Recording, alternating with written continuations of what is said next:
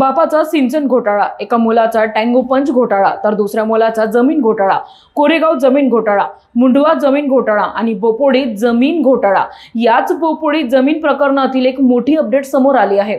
नमस्कार, मी सृष्टीसाठी तुम्ही पाहताय न्यूज डॉट्स।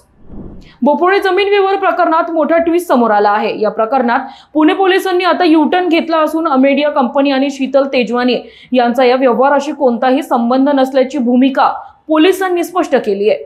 उपमुख्यमंत्री अजित पवार यांचे चिरंजीव पार्थ पवार यांच्या नावावर लागलेल्या जमीन घोटाळ्याच्या आरोपांमुळे राज्यात मोठी खळबळ उडाली होती। कोरेगाव पार्क येथील तब्बल 1800 कोटी रुपये किमतीची जमीन केवळ 300 कोटींना खरेदी केल्याचा आरोप पार्थ पवार यांच्या अमेडिया कंपनीवर करण्यात आला। तसेच 300 कोटींच्या व्यवहारासाठी 6 कोटी रुपये मुद्रांक शुल्क भरावे लागणार असताना फक्त 500 रुपये शुल्क भरल्याचं उघड झाल्यानंतर हा वाद अधिकच तीव्र झाला। या प्रकरणात शीतल तेजवानी यांच्या विरोधात गुन्हा दाखल करण्यात आला। यानंतर बोपोडीतील आणखी एका जमीन व्यवहारात अमेडिया कंपनीचा संबंध जोडला गेला आणि या प्रकरणातही शीतल तेजवानी यांच्यावर गुन्हा दाखल झाला। शीतल तेजवानी फरार असल्याने पोलीस त्यांच्या शोधात होते।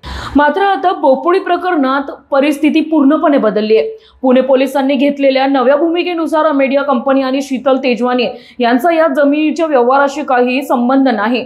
त्यामुळे या प्रकरणात शीतल तेजवानी आणि दिग्विजय पाटील यांची नावे वगळण्यात आल्याची माहिती समोर आलेली आहे। एकाच FIR मध्ये 2 जमीन व्यवहाराची नोंद असल्यामुळे गोंधळ निर्माण झाल्याचं पोलिसांकडून सांगितलं जात आहे।